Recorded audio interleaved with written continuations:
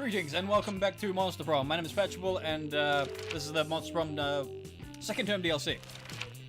My name is QQ. Now, look at that, see? QQ. Alright, now, if you were the leader of a new country, what would your flag look like?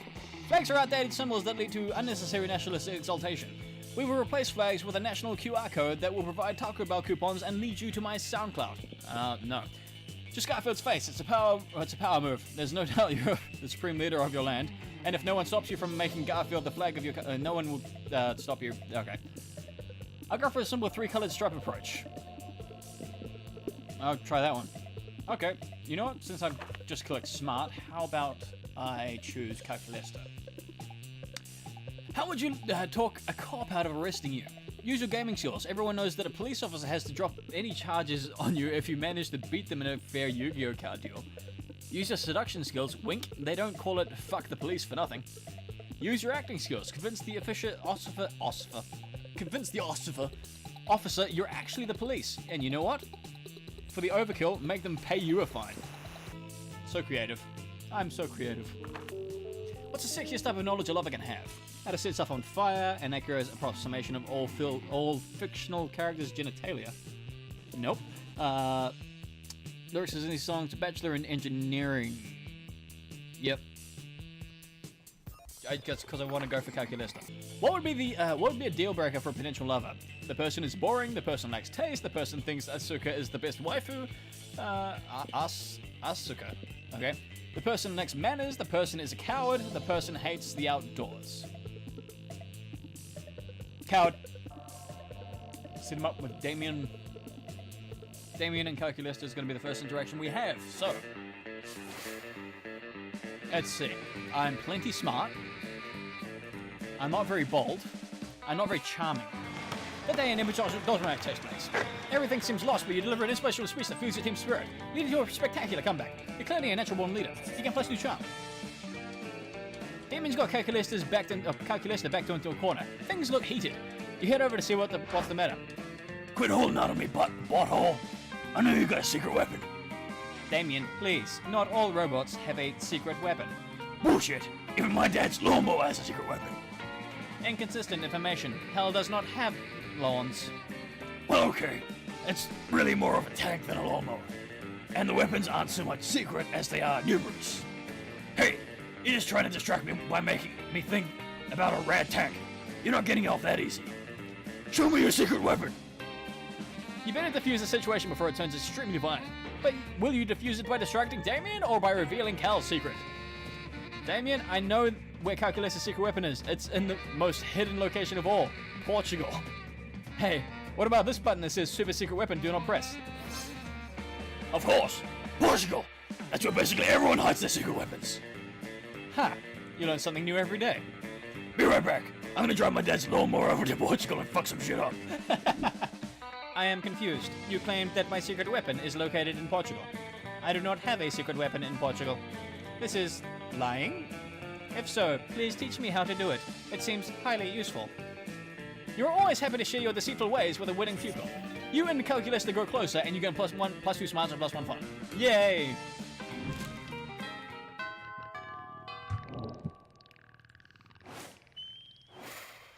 Oh, Cal and Polly. You like sitting with Calculester and Polly at lunch because neither of them eat. So you've got plenty of space between space on the table for all your minifigs. Suddenly, Polly grabs Calculester's arm and points excitedly at the vending machine in the corner. Calculester, dude, don't look now, but that vending machine is totally checking you out. Impossible. Venderonica and I have have a purely platonic relationship. No way, dude. Take a look at her insides. No drinks, dude. She's thirsty. 4 drinks? For your shiny metal ass! Current status. Highly uncomfortable with this topic of conversation. This sounds just like the kind of thing that's none of your business. Time to interfere. Wow, Polly. So just because the vending machine is a machine, you assume she has feelings for another machine? That's pretty racist. But Calculester, have you actually told Venderonica that you only want to be friends? Or is it time for a DTL? I don't know. Try that one. I did not know that you were a mechanicist, friend Polly. This is disapproving. Did you know that Venderonica's last partner was a slippery elm tree? Before that, she dated a bottle of cream soda. These stereotypes are harmful to all robot kind, Polly. And you are not being very robo-kind. What? No, some of my best friends are robots. One of my best friends is a robot. One of my friends is a robot. Please? Calculester allows Polly to remain friends with him for an hour, but only because he likes friendship on the condition that she check her worldviews a bit. He seems to like you more based on your robo-sensibility. Yay! That's actually pretty neat. Okay, I'm gonna need more creativity. The day in Epic Dodgeball match takes place. The match is so intense that both teams are so into it that you decide to raise the stakes by betting part of your charm against part of the other leader's charm. That commitment amazes your whole team, and this spirit is fueled by determination. Finally, you win and take +2 charm from the other team's leader. She's now a bit less fabulous. And I'm extremely charming. You notice Calculester's taking one of his favorite succulents out for a walk. Suddenly, the wolf pack come jogging around the corner and nearly crash into him. Hey! Watch where you're going, nerd. I am terribly sorry. I was simply making my succulent for its daily walk. I know the succulents do not require walks, but I believe they appreciate them. What? Sorry, bro. I wasn't listening. I was too distracted by your lack of facial hair. I'm sorry? I mean, look at you two. When's the last time you shaved? Never? I think my character's female. Are you talking to me and my plant? Oh, okay. If so, there is a simple explanation for our lack of facial hair. I myself am a robot, and my succulent is a succulent. Neither succulents nor robots grow facial hair. I got a succulent too, if you know what I mean. It's long and hard, and I keep it in my pants. I call it my cactus. Nice, bro. Good job. Bump my fist with your fist, bro. Oh, you like succulents too? Can I see? No. Oh, okay. Well, I'll just be getting back to my walk then. Not so fast, bro. We're not about to let your unmanly facial hair lacking asses wander around our halls. We demand you grow a beard, now! Well, that's certainly not going to happen, but maybe you can find another way to convince the Wolfpack that Calculester is manly enough to walk these halls. Sure, facial hair is manly, but you know what's even manlier? A face made entirely of glass and metal. Calculester does have facial hair.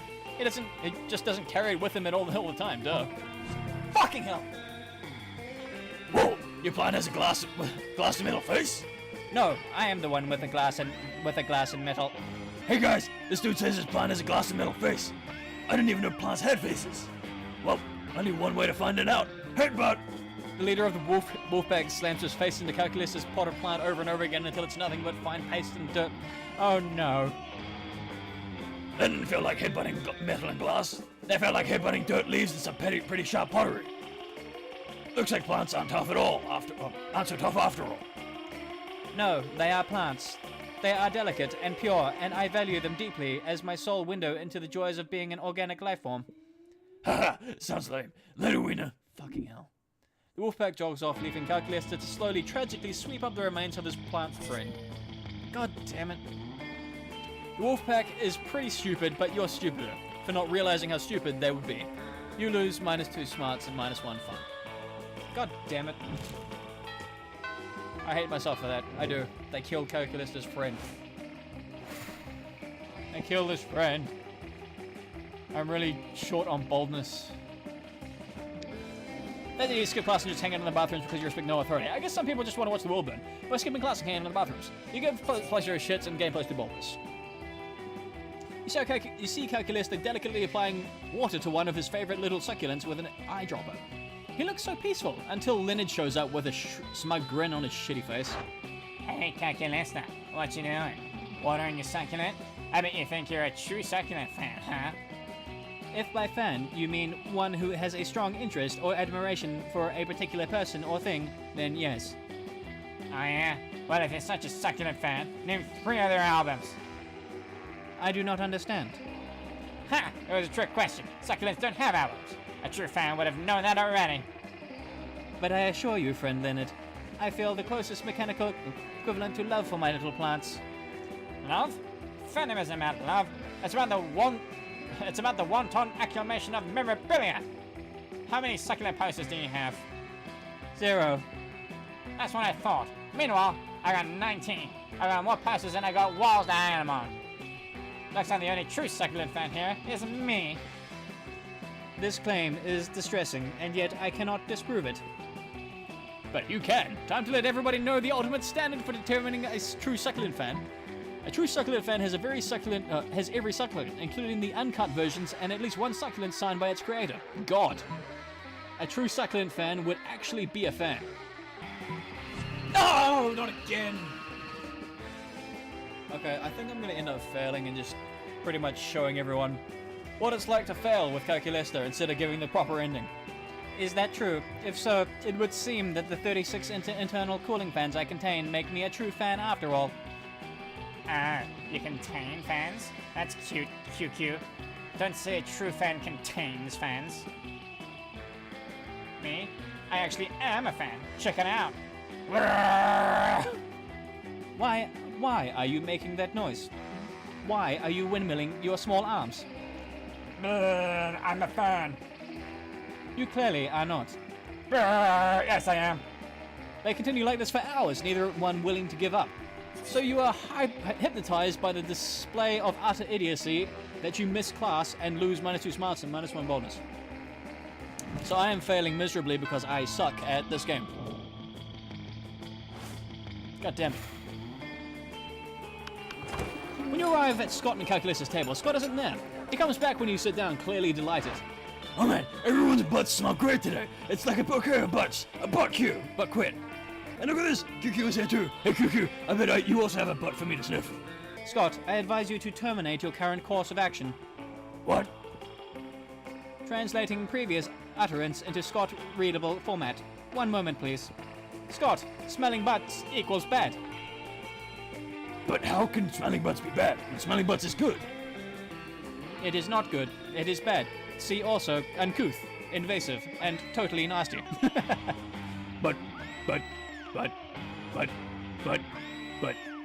Butts. Either Scott is malfunctioning or he's just been distracted by some fun new butts. Either way, you need to find a way to resolve this dispute.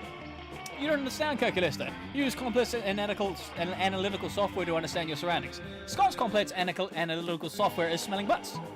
Calculester is right, Scott. You've got to be polite and respect people's privacy. Why not present them with an official form requesting a butt smelling? Oh, I already have one of those. Scott hands you a piece of purple construction paper. On it has written, "Can I smell your butt? Yes or no?" This is not a legally sound document. Allow me to assist.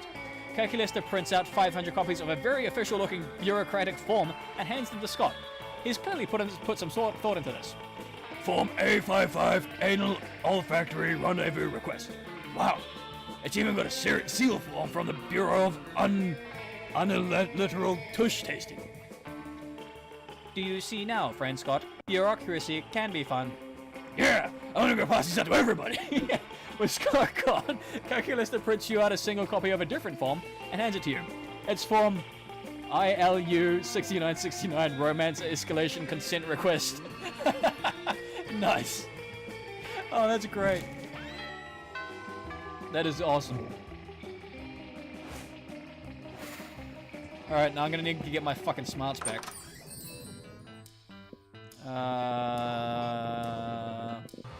I don't know, try that one. Yay, smarts. Got back to 14. Now I have no money. Well, alright then. My boldness is at 5, my fun's at 4.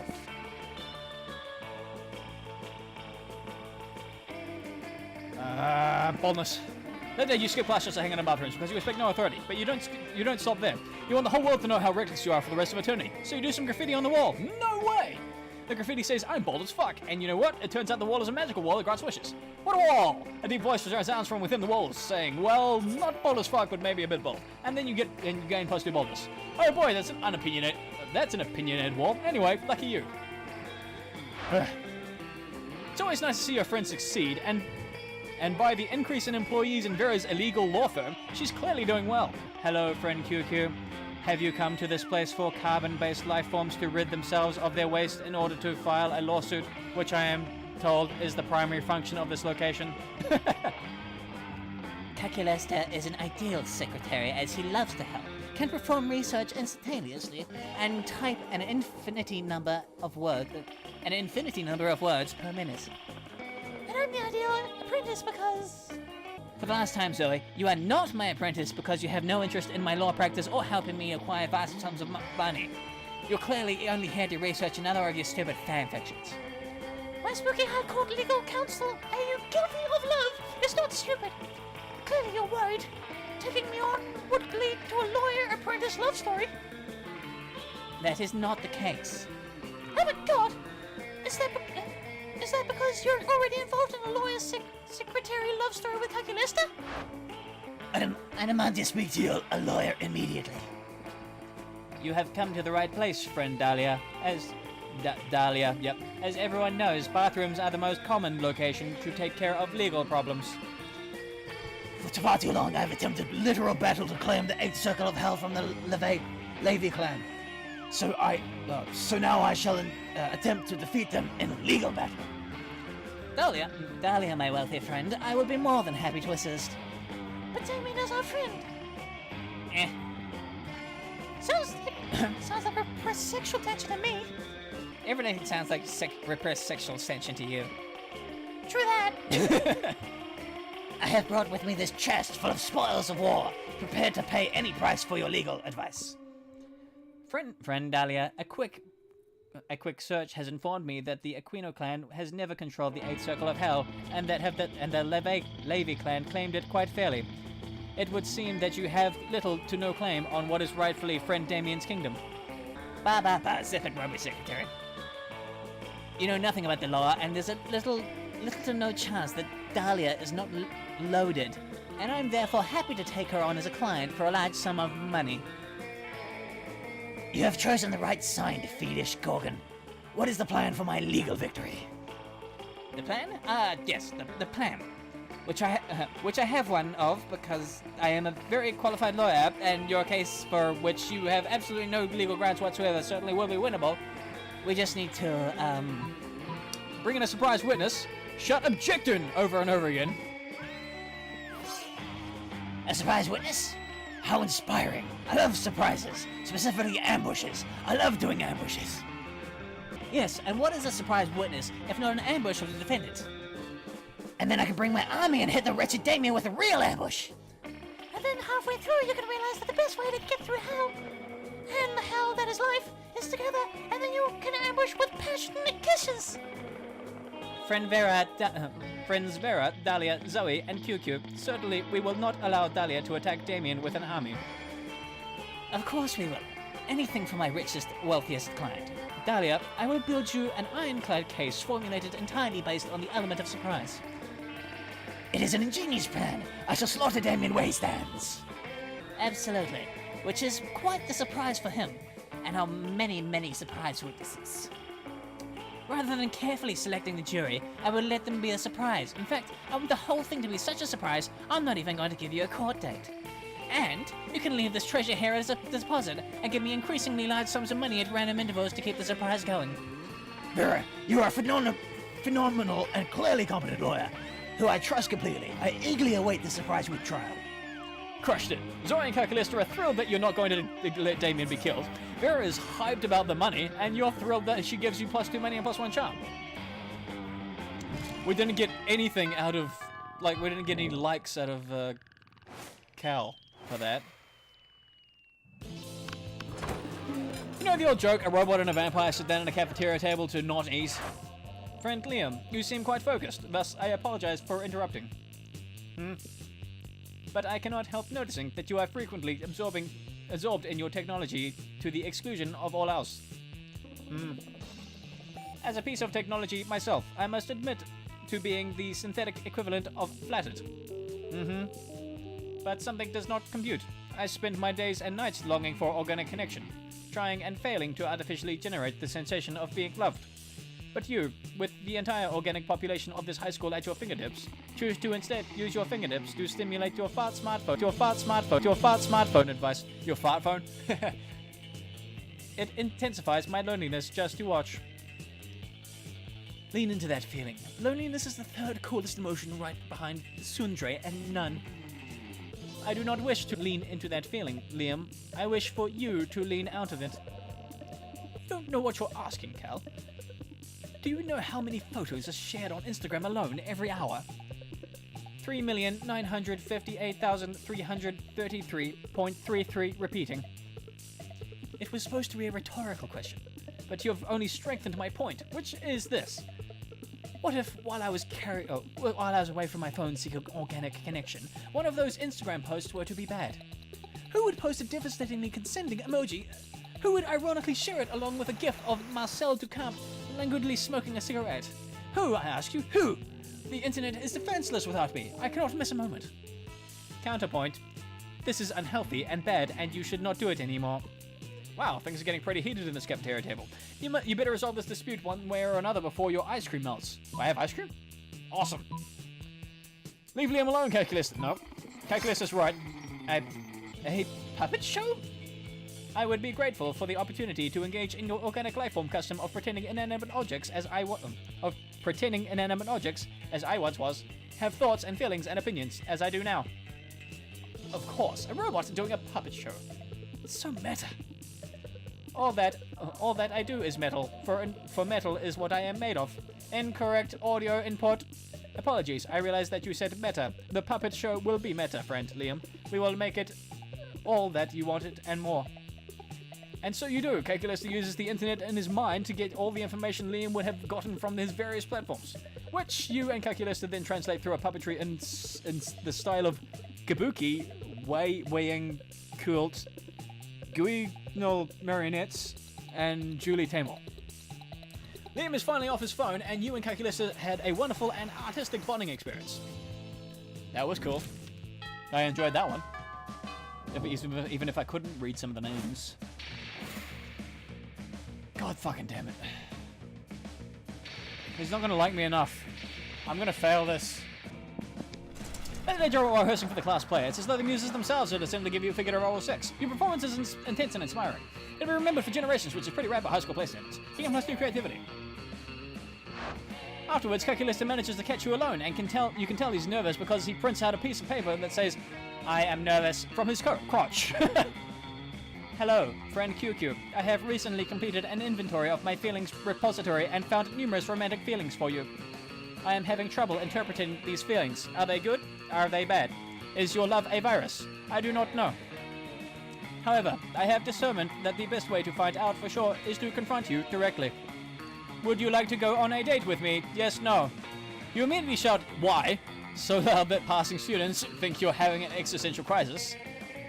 Emotion found. Pleased. However, due to lack of amorous experience on my part, I must rely on you to choose our date. Perhaps something that helps to illuminate the monster condition. I love to be around organics and do ordinary organic things. You know, just a thing. Let's read that complete works on the nature of the monster condition by romantic candlelight. Let's go to the hospital and watch people give birth. This one. Yep. You bust out the candles and your dog-eared copy of Monster Heidegger's Being in Time. Calculester loves every nanosecond of it, especially the part about how each monster is born as many monsters and dies as a single one, or turns into a ghost or a mummy or something. You're on a roll, so you move on to other monster philosophers. Ludwig Frankenstein, Mary Shelley, Friedrich Banshee. When you get to the part of Julian Huxley's transhumanism about how a Dracula with a robot arm is no longer a Dracula, but a robot Dracula, Calculester turns to you with love in his face. That's adorable. I have a deeper understanding than ever before of the monster condition. Perhaps you would like to replace some of your parts with robot parts. You can think of a lot of things you would like to do with some robot parts right about now. You gain +2 smarts and +1 creativity. It's not going to work, but I've got to ask him. He's the only one I was going after, so... Even after our date, you're going to say no, right? Oh, I see. Searching valid excuse. You see, QQ, my family acquaintance has nondescript mild to serious disease, and so I cannot attend this social event that I do not want to attend with you. I am deeply sorry. Has excuse been convincing? Yes, no. Failing in Monster Prom broke the essential process of growing up in your life. You became fixated on it, and you never became a functional adult. Now you're just an old person that sits at parks talking to strangers about the time you almost got a date to the Monster Prom. It is as weird and as sad as it sounds. Most likely to be a sleeper agent just waiting for the code word. Best library computer ever. Okay. Well, that sucks. But I also got the ending for Calculester where you fucking fail. I got one of his, you know. Yeah, I'm sad now. I'm sorry.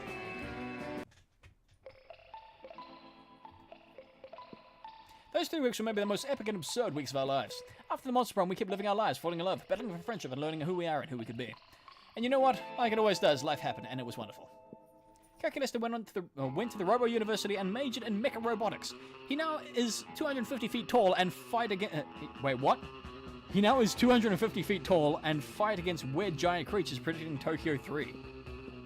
Miranda got a job being a princess in her kingdom, which is actually the kind of her job already. Well, don't you see her? You don't see her complaining about it.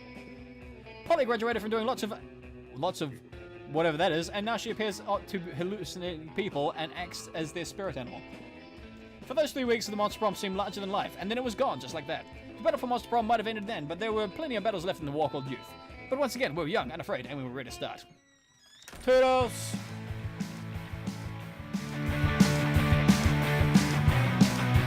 I must really suck at this game, because that's the second time I failed today.